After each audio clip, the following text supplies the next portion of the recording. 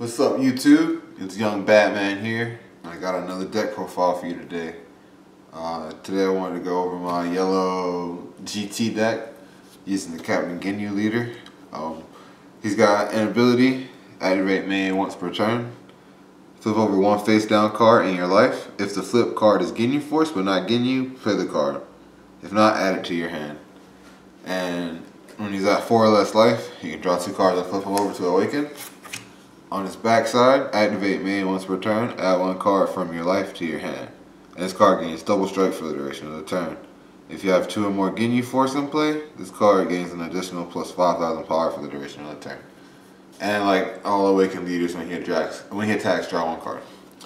So why Captain Ginyu? Really, I chose him because I didn't want to use Mecha Frieza. And honestly, he's the next best yellow leader to Mecha Frieza right now, in my opinion.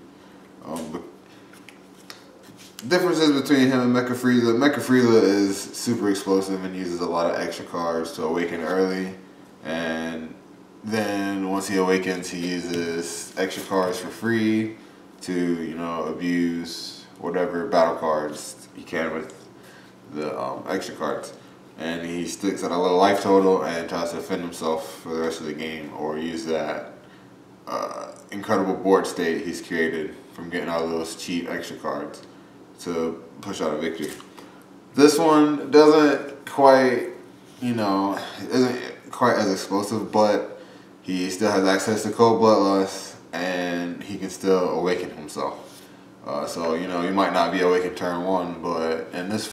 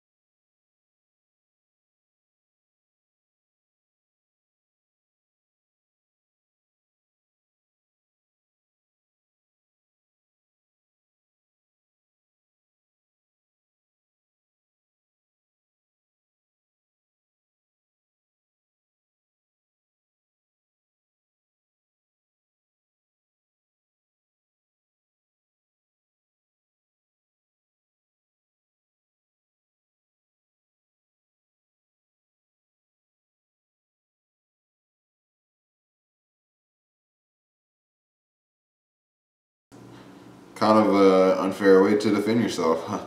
It, KOs any battle card, no matter the power, if they're rested. It can't get around stuff with barrier or indestructible, but you don't see that too often. So he also has blocker, so you can use Shigesh to bring him out and KO a battle card, and then block the leader's attack to defend yourself. Just 3. I put him in energy sometime too, but he's there just in case you need to defend yourself from, a big critical threat or something like that. Next, 3, Lord of the Great Apes, King Vegeta. When you play this card, search your deck for a Great Ape with an energy cost 5 or less and add it to your hand. You mainly want to bring him out with Shigesh as well, but if you're against a slower deck, you can tap out for him. The only Great Ape in the deck is Absolute Defense, Great Ape, King Vegeta. He evolves from the King Vegeta for 3 energy, 2 yellow and 1. He's got double strike and a permanent. All yellow Saiyan cards in your battle area gain barrier. So he's a yellow Saiyan barrier, which is nuts, 25,000 power and double strike of barrier. And he also causes all your Saiyans, he reduces the combo cost of all Saiyans in your hand by 1. Which lets you, go for game a lot easier. If you've got a lot of 10Ks in your hand but you're tapped out, all your 10Ks in this deck are Saiyan, so you would be able, if you have him out, you'll be able to combo him in your hand even if you're tapped out and go for game. This card is really good against yellow decks with the Shigeshi Goku combo because he's got barrier. He's really good against Cell, and he untaps at the end of the turn to Planet Vegeta as well, so they won't really be able to attack until it wants to have Jiren or something, and you have stuff to take care of Jiren in this deck. So here is my yellow package. It's more defensive, but you can set up some offensive plays as well. So now on to the GT package, well, the GT Goku package anyway. 4 pint-sized warrior, Son Goku. There. We all know what that does when you play it. Search your top 7 for a Son Goku GT, add it to your hand. The Son Goku GTs I have in this deck determine Super Saiyan Son Goku. He wants to come out with Shigeshi as well. He's got critical, and when your life is at 4 or less, increase the energy cost of this card in the battle area by 2. Which, you want him to have his cost increased. It's 3 in your hand, so he can come out with Shigeshi, but he costs 5, so he can EX evolve into the awesome GT Gokus. 4 Unbreakable Super Saiyan Son Goku. This card is incredible. When you combo with it, or when you evolve into it, draw a card. You can grab him off of the pint-sized Goku here. So, he's easy to come out, throw him at energy if you need to. And when you have out the Absolute Defense King Vegeta, he is free to combo with, so he's another super combo in your deck. Next I've got 3 Victorious Fist Super Saiyan 3 Son Goku. This card right now I think is pretty good. EX Evolve for 1 from a Son Goku GT with an energy cost of 5 or more, which is this. If you're at 4 or less life, which is not hard to do at Ginyu, you pay 1 red and discard a card from your hand. He's got double strike, and when he attacks, once returned, switch him to active mode, he gains 5,000 power. So this is a 30,000 double strike for pretty much 1 energy if you cheat this guy out with Shigeshi. And he's really good. 30,000 is higher than the magic number, 25 anyway. And he stands back up, which means he can't get hit with this combo here if you're going against yellow. And he can attack twice too, which can put on a lot of aggression. He also combos with this Broken Limits Super Saiyan 3 Son Goku. He's the Slam Jam one, and this one's the Shoryuken one. So this goes from Son Goku GT with cost 4 or more. So if you do happen to bring him out, he can evolve from him. But most of the time, he'll be EX evolving from him. You pay a red and discard a card from your hand and bring him out. He's got an auto ability. When one of your cards attacks, he gains 5,000 power for the duration of the turn. Then, if this card's power is 40,000 or more, he gains triple strike. I did have 1 copy of this card in the deck, but this card won me every single game that he came out in. So I'll bump him up to 2. This card's really easy to get to the power threshold with some cards I'm going to show you in a sec. And keeping your opponent at 5 life, you can blow out a game with this card if they're tapped out. You can give your leader double strike by taking a life. Swing at them off to take them out. Bring this guy out and then give them to 40,000. If they're tapped out, they can't negate, and then they're probably going to have a really hard time comboing over this.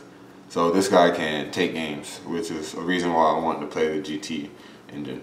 Also, when he attacks, he stands back up, so you can evolve into him for another triple strike. So if they waste resources blocking him, you can just evolve into him and then definitely end the game there. He also keeps the power, so that's another easy way to get him up to 40k.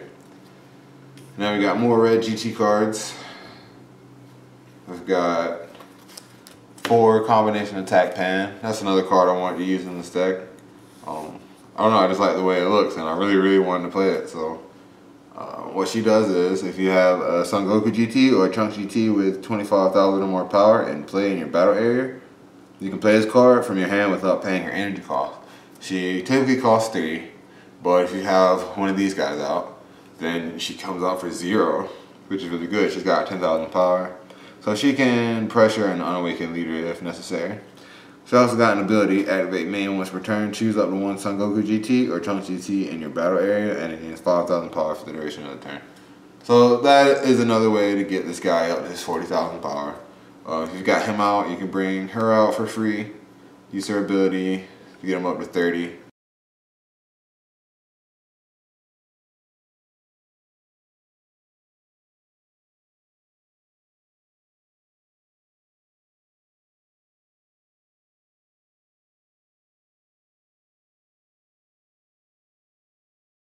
In Cross Worlds, she's a blocker with barrier, which is incredible. And when you play this card, choose all your other red leader cards. So unfortunately, Ginyu is not red. And all your other red battle cards, you got all these here, and they gain 5,000 power and double strike for the duration of the turn. So one thing I like to do is bring out one of these guys, bring out a bunch of these, swing with somebody, shoot Gash to bring her out, and she'll buff all these up to 15 double striker. So your opponent has to deal with these and this when you bring her out with Shigesh. Also, you know, if your opponent lives, she's got a blocker, so if you're tapped out, you won't be too out of luck because she can block, and your opponent can't get rid of her that easy because she's got barrier. Next, 3 reliable Trunks. This is a card you don't see too often. You know, it's just a rare, and it doesn't have a lot of use, but in this deck I found some pretty good uses for it. It evolves from Trunks GT. Well, this is the only Trunks GT in the deck, so you won't be evolving with it. It's got critical, and when you play this card, draw 1 card. That's really good, so it replaces itself. And choose one of your red battle cards or red leader cards, and it gains 5,000 power for the duration of the turn. So what I do with this card is, if I'm against you know, a slower deck, a deck I can afford to tap out at 4/4, I'll play him, you know, draw a card till he replaces himself, and then give him the 5,000 power. So he'll be a Trunks GT with 25, so I can bring the combination attack pan out for free. And then typically I'll use the pan to buff this guy and do a big critical swing. So I'll either get a negate out of their hand, or they're going to take that life. Also, you know, he's really good with Fearless Pan, getting another 5,000 and double strike critical, really good. So that's why I wanted to include him. He's also a 0/5000, so I don't feel bad including him in the deck. And for the last battle card, have 2 Trunks Power Overseeing Time. This is a card not a lot of people are talking about, but it's really good. It's got Overwhelm 4 for 2 energy, so you pay 2 and send your entire discard drop zone to warp if you have 4 more cards in there. It's got double strike, 20,000 power. And when you play this card, you're using Overwhelm, choose up to 1 battle card and your warp and add it to your hand. You're gonna get Shigesh with this. The reason he's in here is to use Shigesh. You're gonna use this card as many times as possible. And lastly, you know, you're yellow. You're not going to be seen walking without your counter cards. 3 Crusher Ball. This is mainly to fight against, you know, Mass Saiyan and aggro decks. This kind of blanks Overwhelm, so you know, you're gonna expect an Overwhelm card from Mass Saiyan once a turn. Just use Crusher Ball and it comes in rested and it leaves at the end of the turn, so you essentially blank their Overwhelm for the turn. Or if they bring out something, you know, like Kaba that'll help them awaken, you can Crusher Ball, or just something that's gonna beat your face in, you know, like Jiren, which it would be a pain to this deck because it can hurt your absolute King Vegeta. Crusher Ball takes care of that. 1 Cold Bloodlust. I only had room for 1. Crusher Ball is a lot stronger than Bloodlust in this format, but Bloodlust something people need to watch out for. Everyone knows what it does. If your leaders freeze an army, another reason why I picked Ginyu. The battle card being played has the skills negated for the duration of the turn. It's something they always have to respect, so I wanted to include one copy so they don't think I have multiple in the deck. And lastly, for the stack factor, one bat ring laser. You know, you're playing yellow cards and you've got some good finishers like this guy here. You might as well include one of these. You know, if they don't tap out because they're expecting, you know, your GT assault, you know, you play this guy, swing triple, they negate it, bat ring laser. They're out of luck. They had to pay 1 for the negate, so they're probably tapped out now.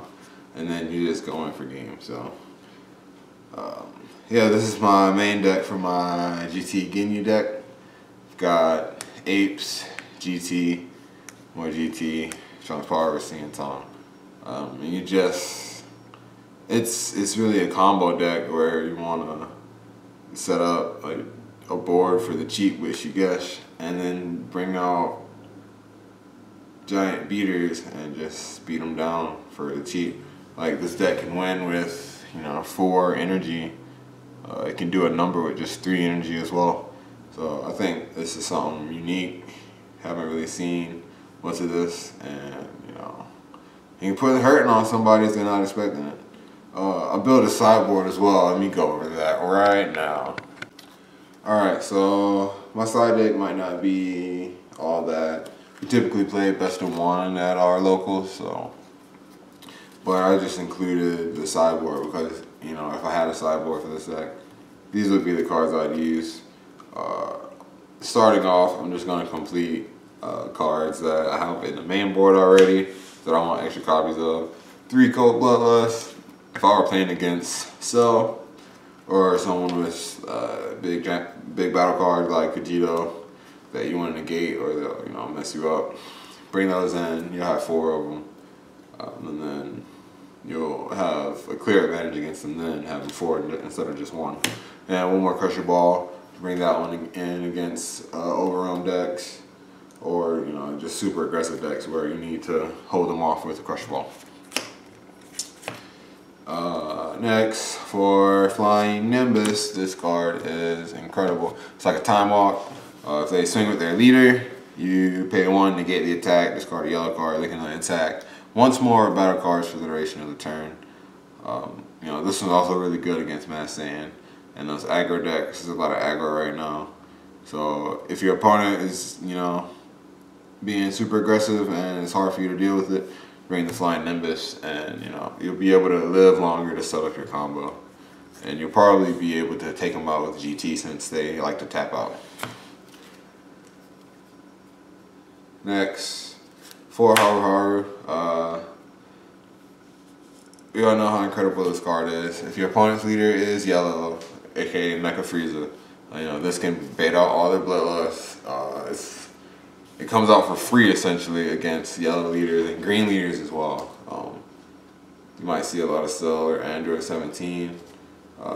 Broly as well, bring this gal, and she comes out for free. She untaps 3.